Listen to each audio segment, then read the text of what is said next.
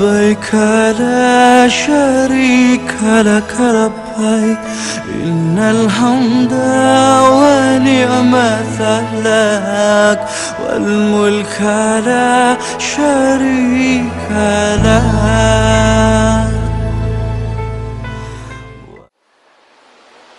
Assalamualaikum warahmatullahi wabarakatuh.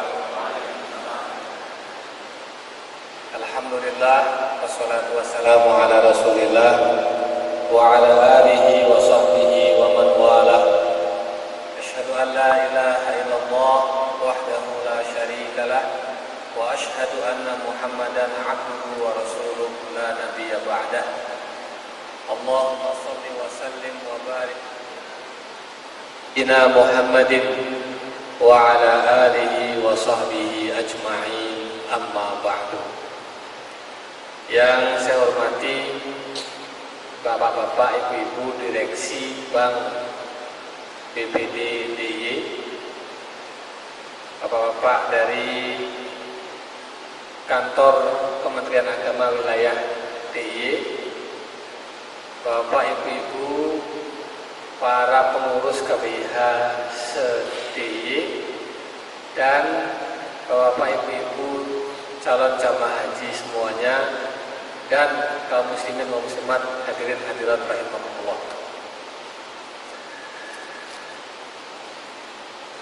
Kalau kita bicara tentang haji itu adalah panggilan atau seruan yang datangnya dari Allah Subhanahu wa Ta'ala. Saya akan mulai dari sebuah ayat. Nanti yang ayat ini akan kita jabarkan, kita jelaskan lebih jauh. A'udzu billahi minasyaitonir rajim. Bismillahirrahmanirrahim. Surat Al-Hajj ayat 27. Wa adzin fin nasi bil hajj ya'tuka rijala wa ala kulli dhamirin ya'tina min kulli fajjin amiq. Ayat ini surat Al-Hajj ayat 27, ayat yang bicara tentang panggilan dan seruan haji. Wahai Ibrahim, ini karena ayat turun pertama kali kepada Nabi Ibrahim. Wahai Ibrahim, panggil, seru, undang manusia untuk mengerjakan haji. Nanti mereka akan datang kepadamu dari berbagai penjuru dunia yang jauh. Bapak Ibu sekalian yang berbahagia,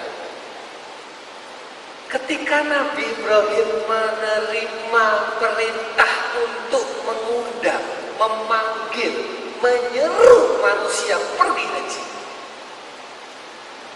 ketahuilah bahwa pada saat itu Nabi Ibrahim di Mekah hanya bertiga. Ibrahim, terus siapa? Hajar, kemudian Ismail. Hanya bertiga.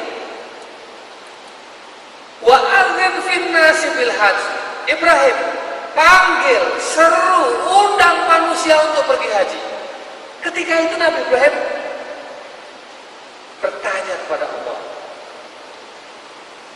Ya Rabb, kaifa uballighun nasa wa sauti la yanfadhu. Kata Ibrahim, Ya Rabb, wahai Tuhanku, bagaimana aku akan mengundang, menyeru, memanggil manusia seluruh dunia? Gak mungkin. Suaraku gak bakal sampai, gak bakal terdengar oleh orang di Kulon Progo. Suaraku gak akan bakal dan gak akan mungkin terdengar oleh orang di Bantul. Suaraku gak mungkin terdengar oleh orang di Sleman, di Gunung Kidul. Bagaimana kau memerintahkanku untuk memanggil orang seluruh dunia pergi haji, gak mungkin. Sauti la yanfadhu. Melalui malaikat Jibril, Allah menegaskan, mengulang lagi. Wa antim fin nasi bil haji. Panggil manusia untuk pergi haji. Ya, tapi bagaimana? Panggil manusia untuk pergi haji. Ya Rabb, kaifa ubalighun nasa wa sauti la yanfadhu. Gak bisa ya Allah. Suaraku terbatas. Yang keempat kali, melalui malaikat Jibril, Allah menjelaskan. Apa kata Allah? Nadi wa alainal balagh. Ibrahim, tugasmu adalah memanggil, tugasmu adalah mengundang. Yang menyampaikan undangan adalah kami, kata Allah.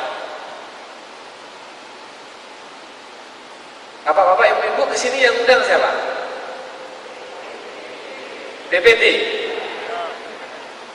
Tanda tangannya siapa? Direktur BPD. Apakah Pak Direktur datang ke rumah masing-masing? Atau diwakilkan dengan kurir? Atau lewat SMS?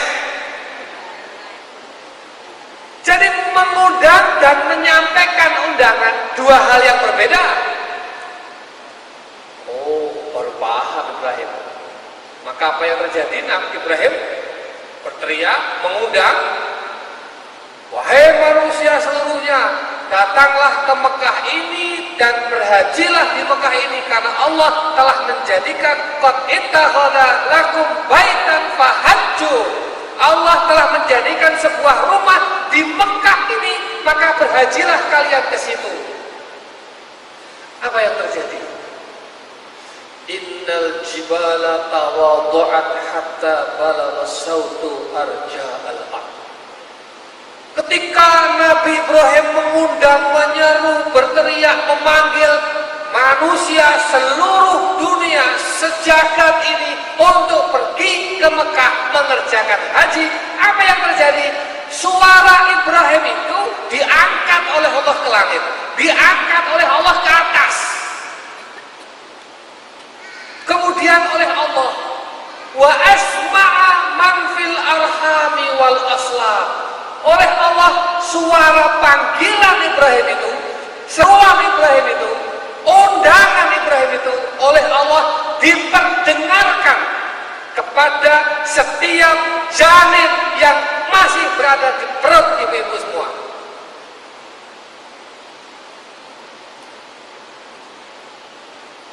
Apa jawabnya janin begitu mendengar? Janin itu ketika di perut mendengar, oh ada panggilan haji. Apa kata janin? Jawabnya, labbaik Allahumma labbaik. Aku datang ya Allah, aku datang. Jadi kalau gitu janji mau pergi haji sejak kapan? Janji mau pergi haji sejak kapan? Sejak dalam kandungan. Terus bisa tarbiyah sejak kapan? Sekarang yang belum apa tarbiyah ngacung. Sudah apa semua? Tes, coba tes. Labbaik Allahumma labbaik, coba. Labbaik la syarika laka labbaik.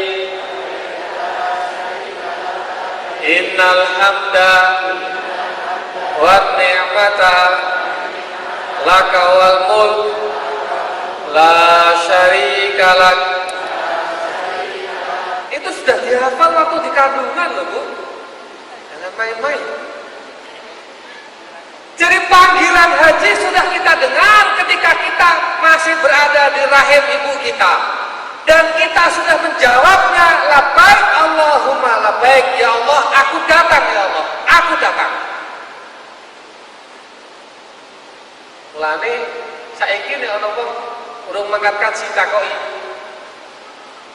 Pak, Bu, sampun haji? Dereng ya. Nah, kapan? Aduh kok. Lah kok dereng pindah kaji to, Pak? Jawabnya apa? Nah, kula niku dereng pikantuk panggilan. Dereng pikantuk. Ini jawaban salah apa benar? Hah? Salah. Wah. Tidak ada orang yang belum terpanggil haji. Tidak ada orang yang belum mendengar panggilan haji. Tidak ada bayi manusia lahir yang tidak atau terlewatkan dari undangan pergi haji. Wa adzin finnas, manusia, bukan al-mu'min saja. Finnas, seluruh manusia. Tetapi dalam perjalanan itu ada orang yang bisa melaksanakannya, ada yang tidak. Nah, ayatnya berbeda lagi. Walillahi 'alan nasi hijjul baiti man istata'a ilaihi sabila. Bagi yang mampu. Nah, besok lagi kalau ditanya, kok dereng pindah haji Pak Bu? Kula tasik nenggo giliran. Itu paling aman daripada jawab dereng pikantuk. Kalau ini kan sudah mau berangkat, maksud saya informasi ini sampaikan kepada saudara-saudara yang di luar sana yang masih belum apa-apa pergi haji. Kalau ditanya jangan jawab saya belum dapat bilang. Ada adzan, Allahu Akbar, Allahu Akbar, Allahu Akbar, Allahu Akbar. Terus kita sholat. Ada yang sholat, ada yang nggak sholat kan? Terus ditanya, kenapa nggak sholat? Nah, belum diadzani kok. Gimana jawabnya? Kalau kita sudah ada adzan, kok kita belum sholat atau nggak segera sholat, itu yang salah yang belum adzan apa kita yang mendengar tapi belum melaksanakannya?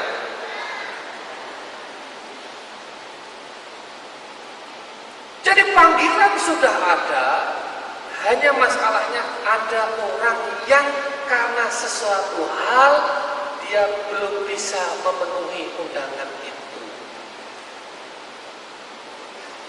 Ini undangan haji, panggilan haji pergi ke tanah suci.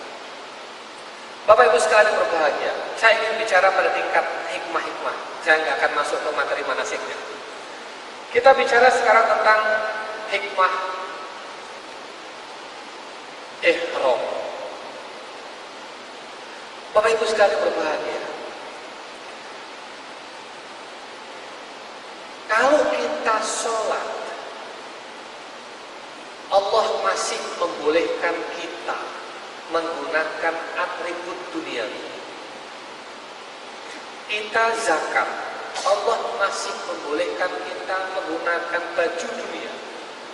Kita puasa, Allah masih membolehkan kita menggunakan baju dunia. Polisi jenderal bintang 4 sholat pakai seragam polisi, bintangnya lengkap, dipakai sholat, sah gak sholatnya? Hah?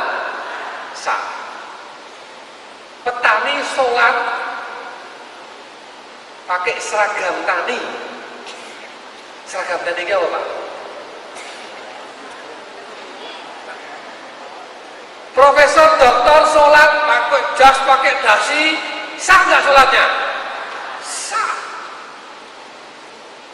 Ketika kita sholat menghadap Allah, menggunakan baju kebesaran masing-masing, menggunakan identitas masing-masing. Oh, saya polisi, sholat pakai seragam polisi. Saya pejabat, sholat pakai baju dinas.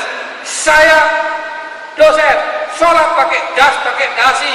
Saya pelajar, sholat pakai baju seragam. Sah? Sah. Zakat, ada nggak seragam zakat?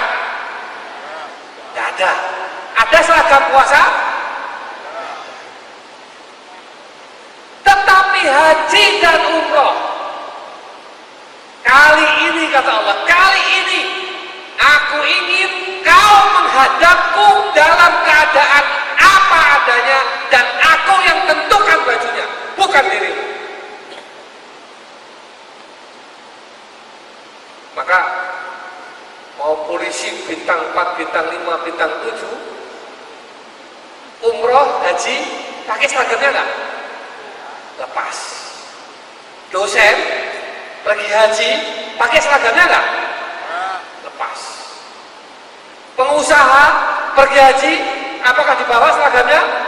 Lepas. Semua atribut duniawi yang melekat di dalam kita begitu masuk ke umroh, lepaskan, diganti dengan baju ihram, kain ihram. Untuk bapak-bapak, kain ihram itu hanya dengan 2 helai kain tak berjahit, yang kalau kita pakai baju ihram itu semua yang ada di tubuh kita harus dilepaskan. Celana dalam lepas apa enggak? Kalau enggak lepas, ibu nanti kalau ihram dicek ke bapaknya, lepas enggak celana dalamnya? Lepas. Kenapa? Karena sesungguhnya kain ihram ini simbolik. Kain ihram ini adalah titik tengah. Kain ihram ini mengajarkan kita untuk mengingat masa lalu, sekaligus mengajarkan kepada kita untuk melihat masa depan. Dengan kain ihram yang tanpa apapun, hanya dengan 2 lembar kain ihram itu, Allah mengajarkan kepada kita, bahwa kamu dulu lahir ke dunia ini bukan siapa-siapa, tidak tahu apa-apa, dan tidak memiliki apa-apa. Itulah kamu dulu. Kain ihram mengajarkan kita untuk melihat ke belakang, supaya kita tidak sombong. Lalu kok sekarang, ada yang jadi jadi ini dan lain sebagainya, punya ini, punya itu, tahu ini, tahu itu, sekarang. Tapi dulu ketika lahir ke dunia, kita gak ngerti apa-apa, gak punya apa-apa, dan bukan siapa-siapa. Tetapi pada saat yang sama, kain ihram ini mengajarkan kita untuk melihat masa depan.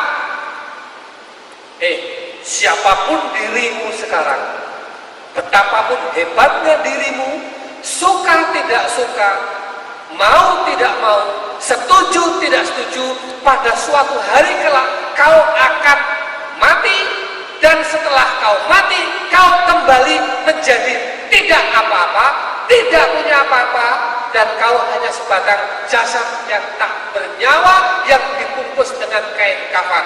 Mau sombong apa kamu?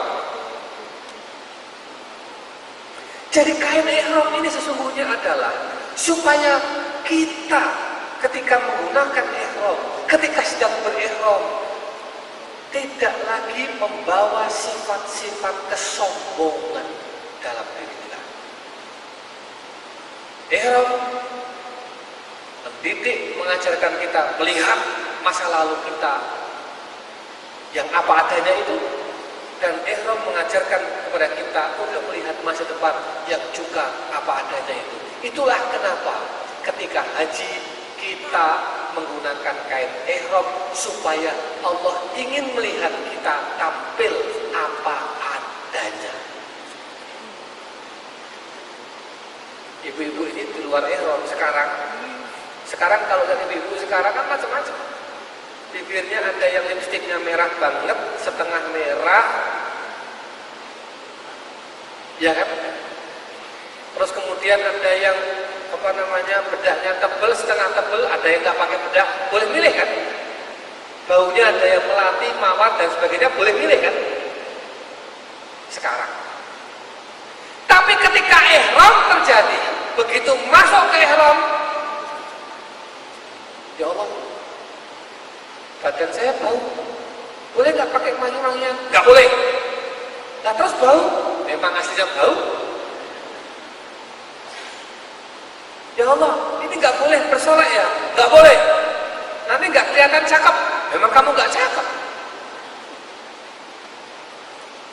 Jadi ihram mengajarkan mengajarkan kita untuk tampil apa adanya, kita yang sesungguhnya tanpa poles, tanpa manipulasi, apa adanya kita itulah.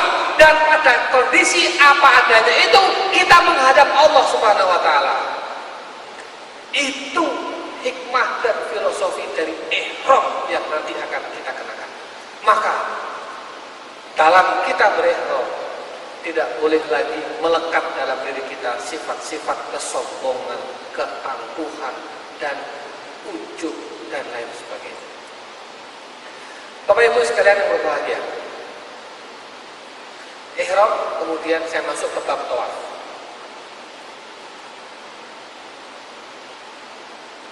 Tawaf di Ka'bah ini ada ceritanya. Jadi pada waktu itu Adam dan Hawa tinggal di surga. Tinggal di surga. Kemudian di sana Adam dan Hawa diberi fasilitas yang luar biasa oleh Allah. Apa kata Allah? Wa qulna ya Adam uskun anta wa zawjukal jannata wa kula minha ragadan haitsu syi'tuma wa la taqrabu hadhihi syajarah fatakunanna dzalimin. Adam, kamu dan istrimu tinggallah di surga. Kamu boleh makan apa saja sesukamu, tapi tolong jangan kau dekati yang satu itu. Karena kalau kau dekati yang satu itu, kau akan menjadi orang-orang yang zalim. Ternyata setan menggoda. Gak apa-apalah, satu ini kan yang lain boleh, gak apa-apalah. Nah, tergoda ya. Singkat cerita, tergodalah Adam. Ternyata Adam digoda oleh iblis dan tergodalah dan melanggar ketentuan Allah untuk mendekati pohon yang satu itu. Apa yang terjadi kata Allah? Qulna bidu minha jami'a. Adam, Hawa, kau telah melanggar perintahku. Turun sekarang juga. Turun kamu. Surga ini tidak layak dihuni oleh orang-orang yang membangkang atas perintahku. Qulna bidu minha jami'a. Turun. Turun Adam dan Hawa. Apa yang terjadi? Setelah turun ke muka bumi, Adam dan Hawa menyesal. Nah ini bedanya dengan iblis. Iblis itu diusir oleh Allah, tapi sampai sekarang nggak nyesal. Iblis diusir. Fakhruj minha, fama yakunu laka an tatakabbara fiha, fakhruj minha fa innaka madhmumun madhura. Iblis, kamu nggak pantas menyombongkan diri di surgaku ini. Kenapa kamu saya suruh sujud kepada Adam, kau nggak mau sujud? Aku lebih baik kok. Kau ciptakan aku dari api, kau ciptakan Adam dari tanah. Aku lebih baik. Padahal tidak ada satupun penjelasan mengatakan api lebih baik daripada tanah. Itu gede rumongso iblis. Mulane nek ana wong saiki gede rumongso padha karo itu rasis, merasa lebih baik bukan karena keunggulan kompetitif, tapi karena ras. Saya kulit putih, saya lebih baik daripada kamu kulit hitam. Saya orang Jawa, saya lebih baik daripada kamu yang bukan Jawa. Apa lagi? Hah? Saya rambut pirang, saya lebih baik daripada kamu yang rambut hitam. Itu rasis, dan rasis itu dosa pertama makhluk yang dilakukan oleh iblis. Iblis melakukan dosa pertama, dan itu jenisnya adalah rasisme. Turun ke dunia. Adam manusia juga turun ke dunia. Bedanya kalau iblis itu kesombongan, manusia karena keserakahan. Boleh makan semua, yang dilarang cuma satu. Ternyata satu itu aja nggak tahan, maunya semuanya. Turunlah. Bedanya Adam dan Hawa menyesal dan bertobat. Apa kata Adam dan Hawa? Rabbana dzalamna anfusana. Hafal? Hafal nggak? Rabbana dzalamna anfusana wa illam taghfir lana wa tarhamna lanakunanna minal khasirin. Itu doa pertama di muka bumi, diucapkan oleh Adam dan Hawa, lalu dituntun oleh Allah Subhanahu wa taala bagaimana cara bertobat, menyesal dari perbuatan-perbuatan yang salah. Ya Allah, aku telah berbuat salah, aku telah berbuat zalim, ampuni kami ya Allah. Keliru kami ini, keliru. Menyesal. Iblis tidak. Iblis, turun kamu. Apa kata iblis? Oke. Tapi tolong, ya Allah, aku mohon padamu. Apa? Jangan kau matikan aku sampai kiamat. Hah? Apa? Jangan kau matikan aku sampai kiamat. Arab apa kowe? Aku mau goda anak cucu Adam, gara-gara dia aku jadi begini. Kata Allah, silahkan, tapi orang-orang yang ikhlas tidak bisa kau goda. Jadi kalau ada orang salah, berbuat kesalahan, tidak mau tobat, tidak mau menyesal dengan kesalahan-kesalahannya, sama dengan itu bedanya. Oke, singkat cerita, Adam memohon ampun kepada Allah, bertobat. Ternyata diterima tobatnya oleh Allah. Fataba alaihi. Fatalaqa Adam rabbi fataba alaihi innahu tawwabur rahim. Allah menerima taubatnya Adam. Adam bertobat kepada Allah dan Allah menerima taubatnya. Ketika taubatnya diterima oleh Allah, ketika dosanya diampuni oleh Allah, Nabi Adam mengajukan usul lagi. Kalau begitu boleh enggak? Kan tobatku sudah kau terima. Kan kesalahanmu sudah kau ampuni ya Allah. Kalau begitu boleh enggak aku kembali ke surga lagi? Kata Allah, oh enggak bisa semudah itu. Enggak bisa semudah itu. Kau bisa kembali ke surga lagi dengan cara taqarrub, ibadah kepadaku.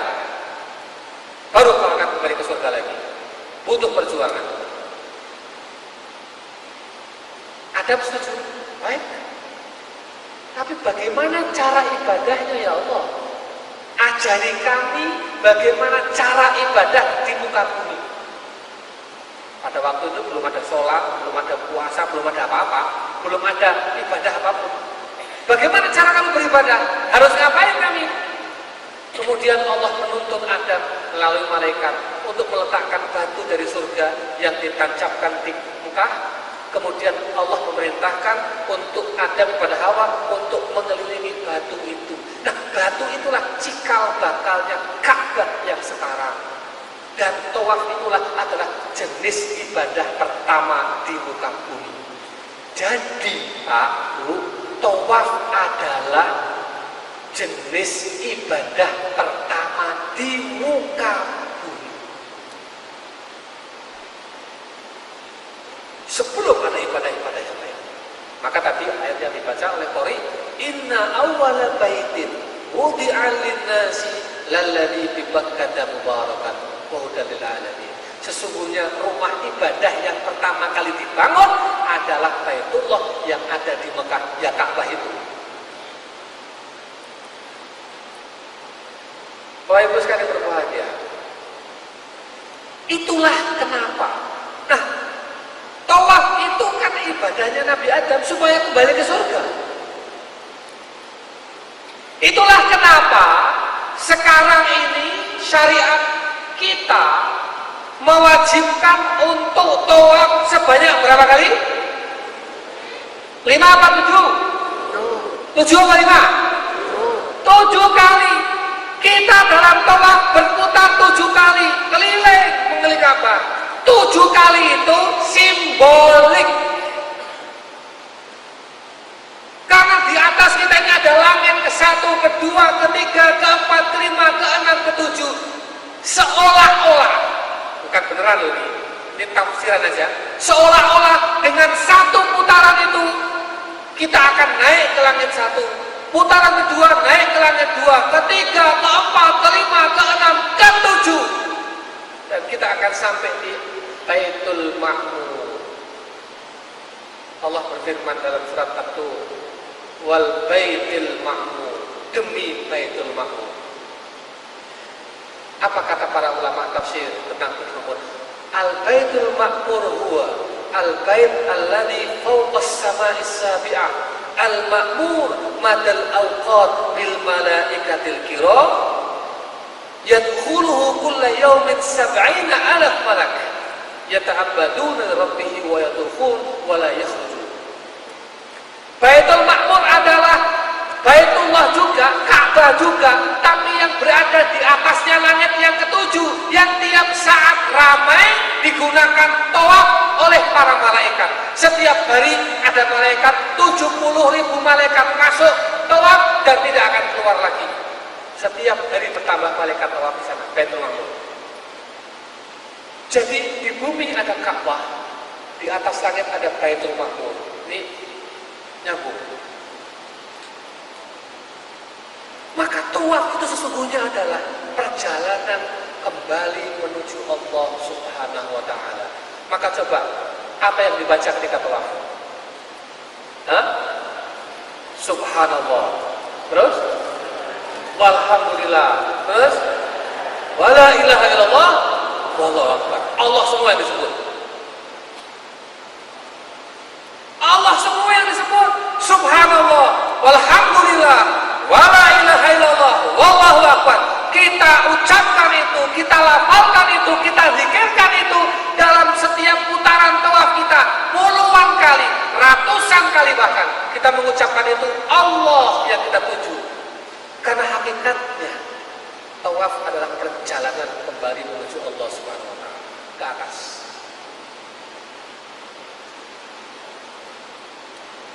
Setelah tawaf apa kita? Apa? Setelah tawaf apa? Sa'i. Sebelum sa'i ada sunnah apa?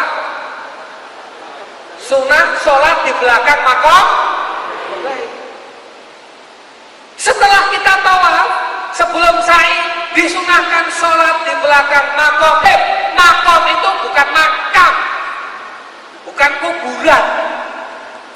Makom itu tempat berdiri. Ini makom saya ini. Kalau saya geser ke sini, ini makom saya. Jadi makom itu adalah tempat berdiri. Makom Ibrahim adalah tempat berdirinya Nabi Ibrahim. Maka ketika kita selesai tawaf, sholat di belakang makom Ibrahim, artinya kita berikrar kepada Allah. Di hadapan Allah kita berjanji, berikrar, ya Allah, karena lisan Ibrahim yang mengundang kami ke sini, maka kami setelah tawaf ini akan sholat makmum kepada Nabi Ibrahim. Tapi nanti nggak usah cari mana Nabi Ibrahimnya, katanya ngimamin, bukan. Itu simbolik.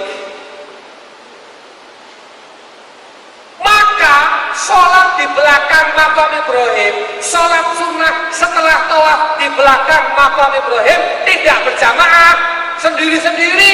Kenapa? Karena imamnya langsung di depan.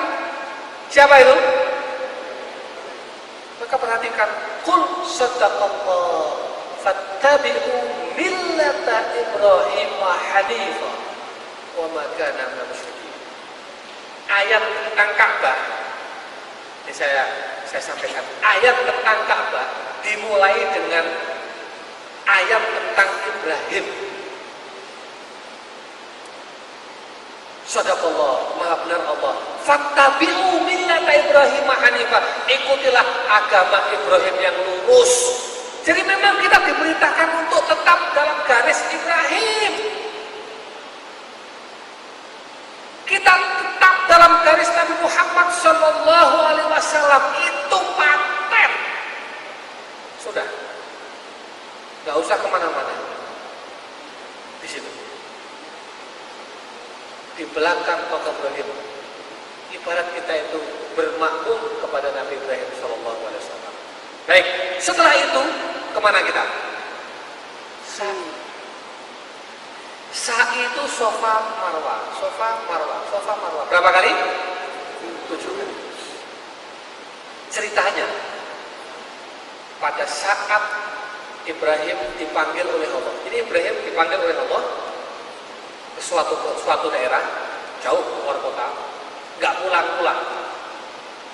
Sementara Hajar dan Ismail bekalnya sudah mulai menipis, sudah mulai habis.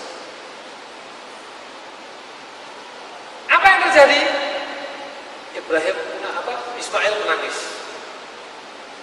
Ibu-ibu kalau punya bayi, ya, terima kasih. Punya bayi, punya anak kecil, masih pakai susu, susu formula, itu kalau habis susunya, larinya kemana?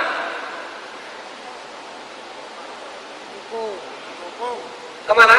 Apotek, supermarket, ya kan? Toko. Bayangkan Hajar waktu itu susu formulanya habis, lari kemana? Nggak ada toko, minimarket nggak ada, supermarket nggak ada, perbekalan habis. Si bayi menangis, bagaimana ini? Sementara bapaknya belum pulang, bagaimana ini? Hajar single parent, orang tua tunggal, karena Ibrahim sudah pergi keluar kota. Kalau sekarang kan telepon aja, Pak di mana? Pulang cepat. Pada waktu itu gimana mau telepon? Apa yang terjadi? Kemudian Hajar memberanikan diri, saya nggak cari bantuan.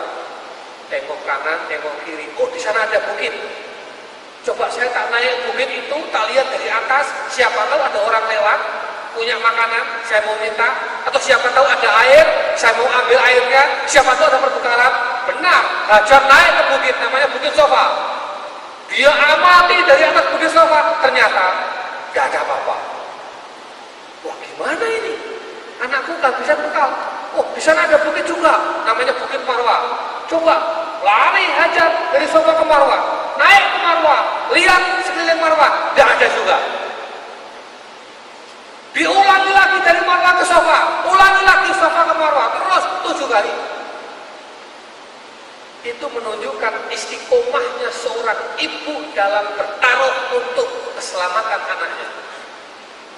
Kira-kira kalau kita mencari sesuatu, sini ke sana nggak ada, pindah tempat nggak? Ya kan? Dari sini ke sana nyari nggak ada, apa yang kita lakukan? Ya wes, kalau pindah. Hajar nggak pindah. Dia yakin ada harapan, istiqomah dan optimis. Ulangi lagi Sofa Marwah, gak ada. Ulangi lagi Marwah Sofa, gak ada. Ulangi lagi Sofa Marwah. Begitu sampai ke 7, Allah memberikan harapan. Stop Hajar, usahamu sudah kami lihat dan kami berkahi kau. Apa? Muncullah air Zam-Zam. Jadi ada cerita, ini saya luruskan. Zam-Zam itu munculnya karena Nabi Ismail kecil, nangis, terus kakinya gejok-gejok gitu, terus di sumur. Ya, itu enggak betul. Yang betul, malaikat mengepakkan sayapnya lalu muncullah mata air, namanya Zam-Zam. Mata air itu muncul, kemudian besar sekali. Hajar kaget. Ini kalau nggak dibendung bisa banjir Mekah itu. Apa kata Hajar? Elza, stop, cukup. Zam. Dari kata Elza, wes, ojo kaget, cukup. Jadi berterima kasihlah pada Hajar. Kalau nggak karena Hajar, itu Mekah banjir. Hebatnya Zam-Zam, dia tidak pernah kekurangan, tapi tidak pernah kelebihan. Sesuatu yang terus memancarkan, itu kalau nggak diambil kan surplus airnya, banjir kan? Ternyata Zam-Zam tidak. Tapi diambil terus, rantai. Itu karena apa? Allah memberkahi lewat Hajar. Dan untuk kita semuanya, bahwa Zam-Zam itu selalu mencukupi. Nah, kita ini kalau minta rezeki itu minta rezeki yang banyak apa yang cukup?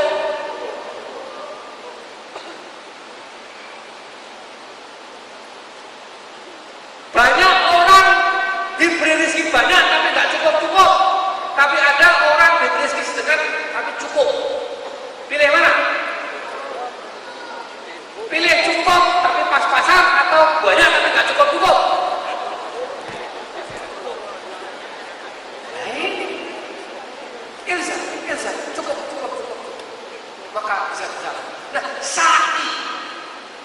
Namanya sa'i. Sa'i itu dalam bahasa Arab artinya usaha. Itulah usahanya Hajar untuk Ismail mencari sumber kehidupan, bertaruh untuk keselamatan dan masa depan anaknya.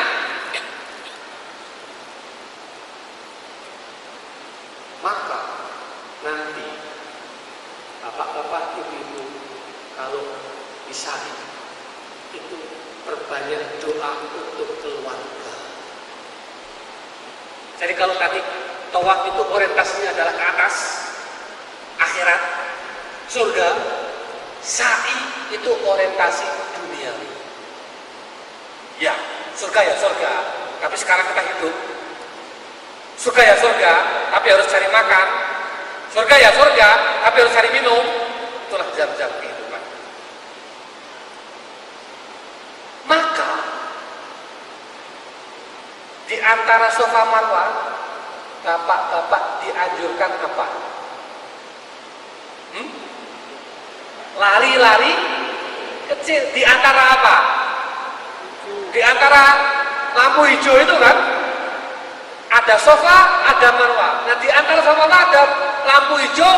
Bapak-bapak lelaki disunahkan untuk lari kecil ketika melewati lampu hijau itu. Kenapa? Kok ibu-ibu enggak? Saya kasih tahu rahasia. Ketika Hajar sendirian mencari Safa Marwah, ya namanya manusia capek kan? Apalagi dulu Safa Marwah itu nggak ada AC-nya, belum pakai keramik, belum pakai atap. Bayangkan panas, Hajar dari Safa ke Marwah, Marwah ke Safa ping 7. Capek kan? Lalu kemudian direk, laku sudah alon-alon, soalnya udah kecapean. Apa yang terjadi? Seorang ibu, bagaimanapun capeknya, bagaimanapun lelahnya, letihnya, tapi kalau melihat anaknya belum dapat susu, belum dapat makan, letihnya hilang. Kerja keras lagi. Kenapa? Anakku udah iso mangan kok. Aku wis leha-leha, kerja keras lagi, lari lagi. Nah, sekarang karena bapak ibu ini sudah lengkap, maka yang disunahkan untuk lari adalah bapak-bapak, karena simbol nafkah keluarga ada pada bapak-bapak. Jadi kira-kira begini, bapak-bapak, lari dong. Kenapa? Ingat keluargamu ada di pundakmu, bukan itu. Semangat. Itu lari-lari di antara dua bulan hijau. Maka nanti coba dicek ya. Lampu hijau itu posisinya tepat searah dengan Ka'bah. Kenapa? Karena waktu itu Ismail ada di samping Ka'bah. Ditaruh di situ, Hajar lari Safa Marwah. Begitu lihat Ismail sedang menangis, belum dapat makanan dan minuman, Hajar kemudian semangat kembali. Jadi tawaf adalah orientasi akhirat, sa'i adalah orientasi dunia. Muslim yang baik adalah Muslim yang bisa menggabungkan antara orientasi akhirat dan duniawiyahnya, sukses dunia dan sukses akhirat. Rabbana atina apa? Fid dunya hasanah wa fil akhirati hasanah wa qina adzabannar. Bapak Ibu sekalian berbahagia, itu sa'i. Saya akan masuk ke wukuf, kemudian jumroh, dan insyaallah selesai. Wukuf ini unik. Semua ibadah haji semuanya melalui gerakan. Coba perhatikan. Tawaf gerak enggak? Gerak. Sa'i gerak. Lempar jumroh gerak. Tetapi ada satu rukun di dalam haji, satu kegiatan, satu ibadah di dalam rangkaian haji yang tidak menggunakan gerakan, yaitu dengan cara diam, berhenti. Jadi wukuf itu bukan lari-lari, bukan muter-muter, bukan Safa Marwah, tapi wukuf itu cuma duduk, merenung, berzikir, Yang ada adalah Allah dan aku. Ya Allah, betapa aku telah berbuat zalim, aniaya selama ini, dan aku hanya menemukan ada Engkau di sana. Jadi wukuf itu berhenti, wukuf wakofa berhenti artinya. Apa yang dimaksud? Setelah kita itu melaksanakan aktivitas hiruk pikuk, kesibukan duniawi, pekerjaan, ya kan, sekolah, mengantarkan anak-anak sampai selesai sekolah, mengantarkan mereka sampai berumah tangga, kehidupan hiruk pikuk di kantor, di pasar, di macam-macam itu, dengan kepenatan hidup, kesumpekan hidup, keruwetan hidup itu, melalui wukuf, sesungguhnya Allah mengajarkan, berhentilah sejenak, wahai manusia, berhentilah sejenak, dan lihatlah ke dalam. Introspeksi atas kesalahan-kesalahanmu dan mohonlah ampun kepada Allah Subhanahu wa taala. Itu. Maka apa yang terjadi di wukuf? Ketika wukuf, Allah membanggakan kita dalam sebuah diskusi. Apa yang terjadi? Kata Allah, begitu kita semua wukuf dalam keadaan diam, yang ada adalah zikir, menyebut Allah, la ilaha illallah wahdahu la syarikalah, la ilaha illallah wahdahu la syarikalah. Jadi ketika wukuf, Pak, yang paling utama kita ucapkan, kata Rasul, afdhalu ma qultu ana wa nabiyyun min qabli la ilaha illallah wahdahu la syarikalah. Jadi ketika wukuf, amalan zikir yang paling utama yang kita ucapkan adalah apa? Coba tirukan. La ilaha illallah wahdahu la syarikalah. Zikir. Setelah itu istighfar, mohon ampun. Zikir lagi, istighfar, mohon ampun lagi. Apa yang terjadi? Dalam sebuah diskusi Allah mengatakan, begitu manusia sedang berwukuf di padang Arafah, dalam keadaan bersimpuh, memohon, bertobat, memuji Allah, berzikir kepada Allah, apa yang terjadi? Kata Allah, unzuru ila ibadi syuhdan ghubra.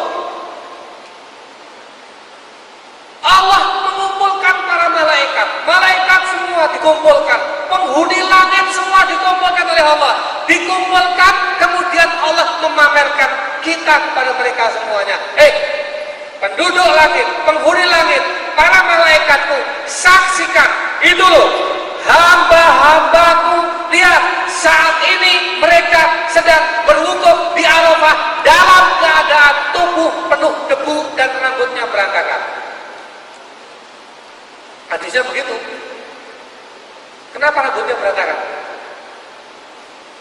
Maksudnya orang kok berpikir ke rambut, Pak. Konsentrasi doa, ibu-ibu enggak berpikir persolek berdandan waktu itu, udah khusyuk. Tapi justru dalam suasana seperti itu Allah membanggakan kita di hadapan para malaikatnya. Apa kata Allah? Ishhadu anni qad ghafartu lahum dzunubahum wa in kana 'adada qadris sama wa ramlin 'alij. Apa kata Allah? Wahai para malaikatku, kalian saksinya, kalian jadi saksi.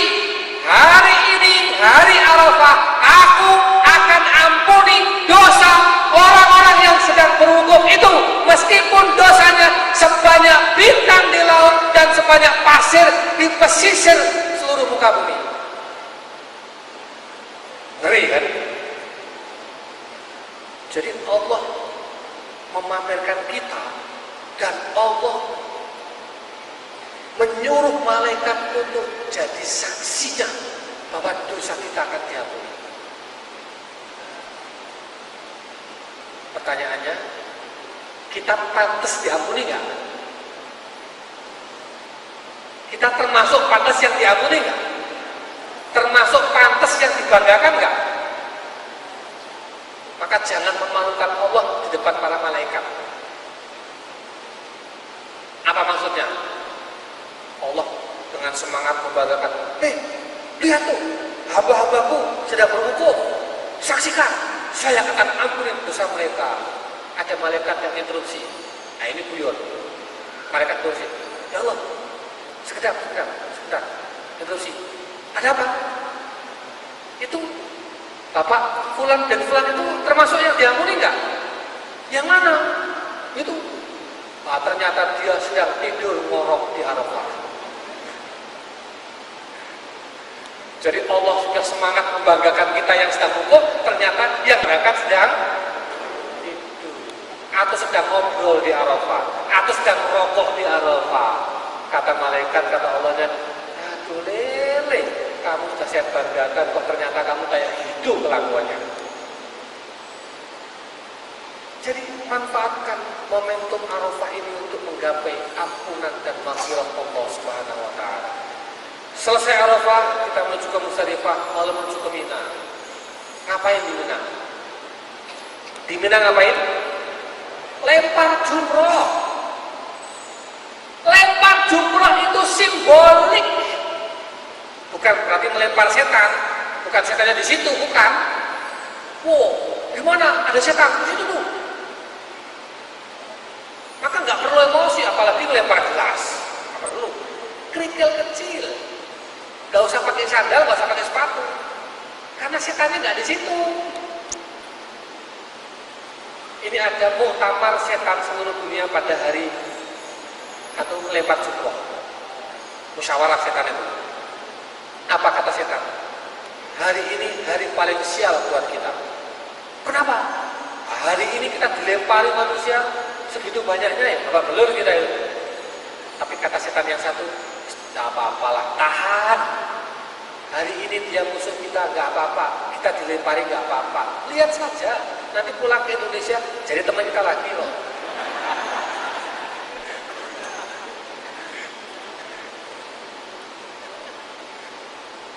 Jadi melempar jumroh itu bukan melempar di situ, bukan, ini simbolik, simbol perlawanan kita kepada setan. Sesungguhnya yang membuat hidup kita nggak sukses dunia dan akhirat setan, iblis. Orang nggak semangat bekerja, pesimis, ngelukru, ya kan, boros. Itu semuanya siapa yang menggoda? Setan. Gak mau belajar, gak mau maju, setan. Gak mau beribadah, gak mau takarub kepada Allah, gak mau mengikuti Rasulullah, setan. Jadi setanlah musuh kita, setanlah faktor utama yang bisa membuat kita tidak sukses dunia dan akhirat. Maka setan harus kita lawan. Dan harus ada komitmen. Setan, kamu adalah musuhku. Faktakhiruhu aduwa, jadikanlah setan musuhmu wahai manusia. Itu kata Allah. Jangan jadikan teman. Maka melempar jumroh itu meneguhkan bahwa setan, kamu adalah musuhku selamanya. Lempar, meneguhkan. Maka saya heran kalau ada orang ketika di Mina sama setan bencinya, Masya Allah, sampai dilempar-lempar, setan, kamu musuhku. Begitu pulang malah berteman. Masih mending berteman, pulang jadi setan. Itu yang gak betul. Heran.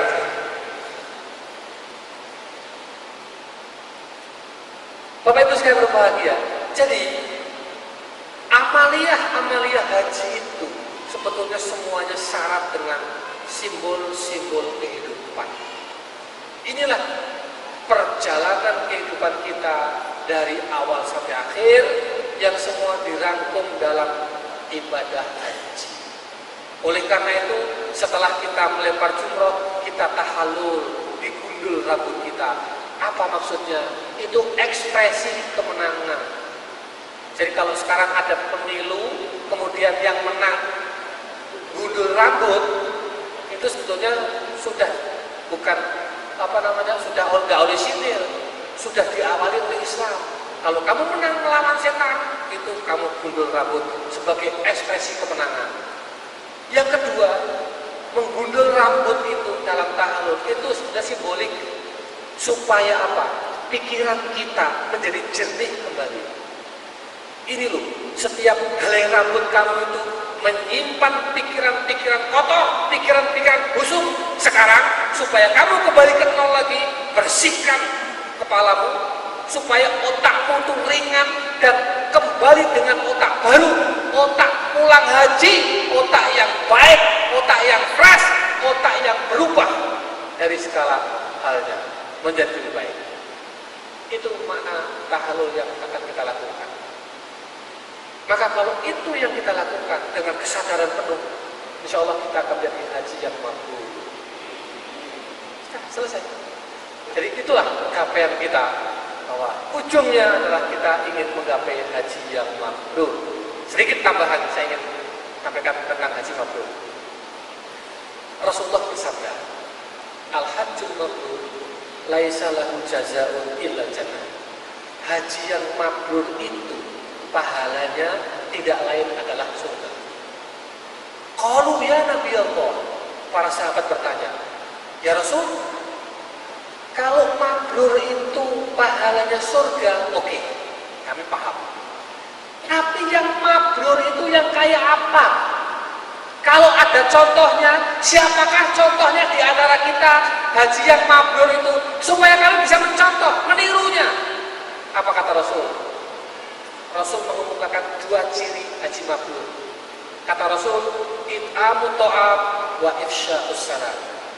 Haji yang mabrur cirinya adalah satu, memberi makan orang, dan yang kedua, menebar salam. Bagaimana maksudnya? Haji yang mabrur itu haji sepulang dari haji, sepulang dari tanah suci, gemar menolong orang. Tangannya semakin ringan menolong orang, semakin peduli, semakin empati, memberi makan orang kesusahan, membantu, menolong. Itu simbolnya. Kalau orang Indonesia lain terjemahannya. Kata Rasul, haji yang mabrur harus memberi makan orang, maka pulang haji harus selamatan. Karena beri makan orang. Padahal maksudnya memberi makan orang itu adalah apa? Simbol menolong, kepedulian, kepekaan, empati, dan lain sebagainya. Yang kedua, ciri kedua, menebar salam. Bukan mengucapkan salam, bedakan. Assalamualaikum, waalaikumsalam, itu mengucapkan salam. Bahasa Arabnya ilqa'us salam. Ini ifsya'us salam, menebar salam. Apa artinya? Menebar kedamaian. Assalam itu kedamaian. Menebar ketentraman, menebar kenyamanan. Karena assalam itu damai, tentram, nyaman. Artinya haji yang mabrur adalah haji yang sepulang dari tanah suci, keberadaannya membuat orang lain nyaman, tenang, dan tentram. Jangan malah membuat rusuh.